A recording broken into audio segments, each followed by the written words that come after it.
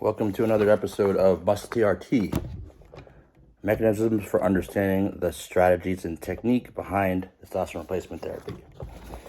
This is an ebook I wrote in 2005. It never came to production because I just got busy with life. But it is book 2 to my book 1, which is anti-estrogen use, well before anyone talked about it, pretty much back in the early 2000s. And this one's all about Hcg, human chorionic gonadotropin. What it is, what it isn't, what it does, what it doesn't, all that stuff, how to use it. And there are 20 chapters in here. And I'm going to make this an audio video book so you guys can just listen to it. And eventually I'll put the post markers, the links, the timestamps, so you can look at the following index, which is Hcg. Number 1, routes of administration. Number 2, on-cycle use of Hcg. Number 3, off-cycle use of Hcg. Number 4, post-cycle use of Hcg. Number 5, the real reason to cycle androgenic steroids. Number 6, inhibition and negative feedback loops regulate basic hormonal control. How that actually works. Back in 2005-06, no one was talking about that on YouTube. Now you guys have a lot of sources, but, cool. Mine will be one more. Number 7, or chapter 7, Introduction to the feed-forward system, something that people don't usually talk about. The art of using anti-aromatase drugs to promote positive feedback. Chapter 8, Fertility, Hmg, human menopausal gonadotropin, Hcg, which we've already said, and which the book is about, and menotropins in general. Chapter 9, OTC PCR, naturally occurring nutrients and supplements that actually work. There ain't many.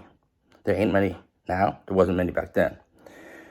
Chapter 11, this one I was passionate about back in the day, and I should have just wrote a whole book on this. Chapter 11 is phantom recovery and pseudoscience when it comes to post-cycle therapy type stuff. I can't stand that term post-cycle therapy. I won't get into it now, but therapy is something you go to when you hurt yourself. You choose to become an addict, you go to drug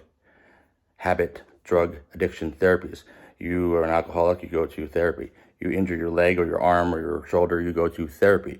When you choose to use performance-enhancing drugs, you don't need therapy after. It's not therapy, it's recovery. So, post-cycle recovery, post-cycle rehabilitation of function is not like rehabbing an ankle. You did it to yourself on purpose.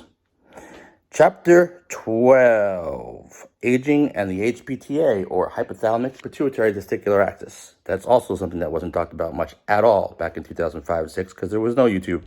But in the last few years, again, now my sources, one more added to the list of which you will find is the few that actually know what they're talking about. Chapter 13, the role of Hcg in PCR. That's the new paradigm, post-cycle recovery, not post-cycle therapy. So I will refer to PCT as PCR, just so you know. Chapter 14, testosterone-estrogen ratio and the significance of LH and FSH. There's a lot to that one, guys. There's a lot to that one, how the pituitary and hypothalamus and the rhythmicity of the pulsing between the two dictate how much flow of LH to FSH is produced by way of the gonadotropes in the hypothalamus that actually have autorhythmicity, which means you can put them in a petri dish, and if they're alive, they'll just still send out signals as far as producing GnRH. The pulse of GnRH is different, and we'll talk about that because it's really interesting how to influence the frequency of GnRH pulses. The more the frequency, the higher it favors LH. The more the amplitude with low frequency, the more it favors FSH. You can only do so much to understand that, but understanding that helps you to understand the inhibition, which helps you to understand how to recover. Where am I here? Chapter 15, Hcg versus endogenous LH, the differences between the molecular structure and a way that you can actually use, not just the way that I'm trying to sit here and sound smart. So, the critical differences and similarities between those two, like why it acts differently. It meaning Hcg in the body versus Hcg exogenously into the body versus endogenously internally produced LH. 16, Chapter 16, biological behavior of synthetic HCG. There's different types, guys. There's UHCG, there's recombinant HCG, there's all different types. U means urinary, means it's right from the urine and it's just filtered. Some of that's still out there. Some of us have used it and don't even know.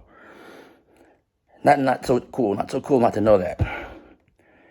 So, biological behavior of synthetic HCG, the half-life testosterone peak from when you take it, when your body responds with testosterone, the estradiol peak from when you take it, how quickly the estradiol responds in relation to how quickly the testosterone responds. They're not the same thing.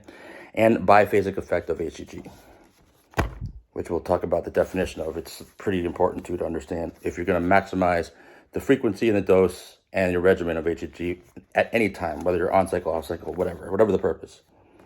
Chapter 17, how to properly incorporate HCG into various regimens based on your goals. We'll talk about a couple different goals. Chapter 18, TRT and the family jewels, the truth about TRT. So that's also the truth about how much shrinkage or regaining of volume you can gain from HCG. If you happen to be one of those guys that you just care about the cosmetic effect of your balls, like what they look like. Most of us don't really care as long as the piece works fine. That the two boys below it, don't need to be all that visible. No one really cares that much, unless you or your lady does. And in that case, we'll talk about the use of HCG and its efficacy and how much it actually does or doesn't help you, like the percentage that the Leydig cells versus the Stoli cells contribute to the volume of your balls. It's not what you think. Chapter 19, we're almost done. Remember, there's only 20. TRT and stable T levels. That is critical, boys. How long does it take to get stable levels? That's something that's talked about on enough channels and enough episodes within those channels, but I'll make it I'll simplify it and make it simple for you guys to apply and understand so you won't forget whether or not you have a background more extensive than mine or you don't have any science whatsoever. We'll make it like a little game so you guys will understand really quickly in your head to be able to calculate ester half-life, ester peak, and ester therapeutic effects of enanthate versus cypionate versus propionate versus whatever.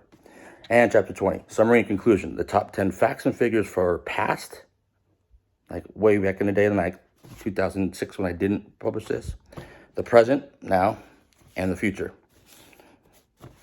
How HCG's past, present, and future fits into current use of anabolic androgenic steroids, testosterone replacement therapy, and blasting cruising, and all those different things combined in every way that you can imagine. Check back in soon, and we'll go over chapter 1, start with that, chapter 2, and then straight through 20. I'll try to keep these 5 minutes or less each, so the whole entire book, 20 chapters, you can listen to it in 100 minutes. An hour, what's that, 60-40? That's an hour and 40 minutes. So 5 minutes per chapter. That shouldn't be too boring for you guys to listen to. Just pick the chapter that you want once it's all done. It's going to take me a little while because there's 20 of them. All right, later, guys.